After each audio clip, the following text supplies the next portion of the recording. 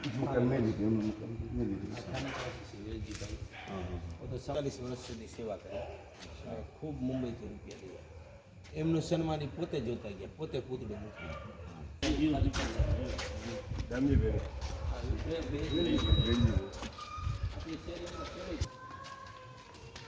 મંગસલયા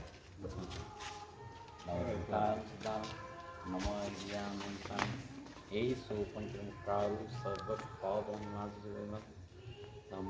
મંગલ શાસન મંગલમ ભગવાયુર્મનગૌ નમસ્તુલી નરાગ દેવી ઓમ નમઃ પાર્શ્વનાથ ચિંતાવતી નમઃ મગરે વિરવને ગુરુગોત્મ સેવા અપ્સરગા શ્રી ચોકાક્ષાયો વહાવી ખૂબ અનુભૂતિ કામ કર્યું છે. શાસ્ત્ર જૈનોની જીવદયાની જીવ ભક્તિ એ બે વસ્તુ એવી છે. જૈનો ઓવરઓલ એ સુખી છે, એની પાછળ એક કારણ છે.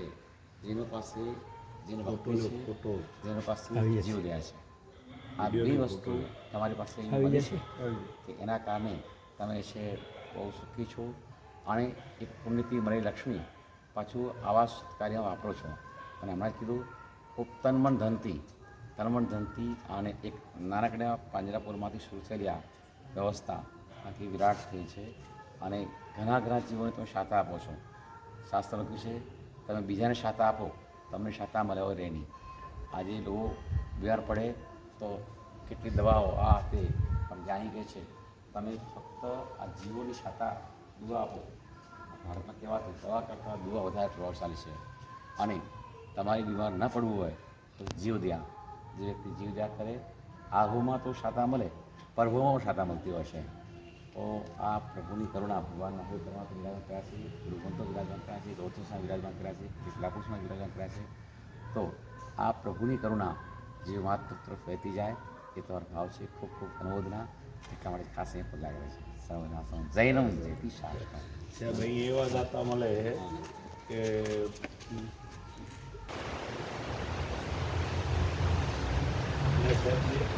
આપણે છે ને વેલજીભાઈ તો સ્થાપનાથી 45 વર્ષની સેવા આપી. આ રાજનભાઈ કરીને છે. તો આજે 3 કરોડ 22 લાખ રૂપિયા આપ્યા. કેવી રીતના? રાજનભાઈએ પાંજરાપુર જોવા આવ્યા હતા. એમના પપ્પાને 100મી જન્મ જયંતિ હતી. 100મી જન્મ જયંતિ હતી ને તો એમને કીધું કે મારે 100 લાખ રૂપિયા વાપરવા છે. એટલે બેટા મંગાવ્યા પણ કંઈ સંતોષ નથી હોય એમને. પછી ડાકોર પાંજરાપુર રૂબરૂ જોવા આવ્યા. પછી એમને નક્કી કર્યું કે ફેબ્રુઆરી મહિનામાં 22 ફેબ્રુઆરીના એમના પપ્પાની જન્મ જયંતિ હતી. એના પહેલાં એમને રૂપિયા આપવા હતા. 1 લાખ રૂપિયા હતા. સીધી જેવી રકમ ડિક્લેર કરીને સાહેબજી તો ત્યાં 15 મિનિટ સુધી તાળી બધા એટલી બધા આનંદમાં આવી ગયા કે આવી કલ્પના નથી. ને આપણા કચ્છના નથી, મોટે મૂળ પાલનપુરના છે ને બોમ્બે જઈને છે ને બોમ્બે જ રહ્યા છે.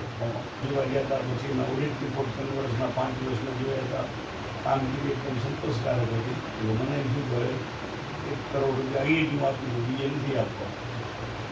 એને 1 કરોડ રૂપિયા આ લોકોએ 1 કરોડ રૂપિયા આપ્યા ને તો જેમને ડાયરો કર્યો ને એમને એમ થયું કે 12 વારે જો આપણી સંસ્થામાં કરોડ આપીએ તો આપણે આપણી સંસ્થા માટે કંઈક કરવું જોઈએ.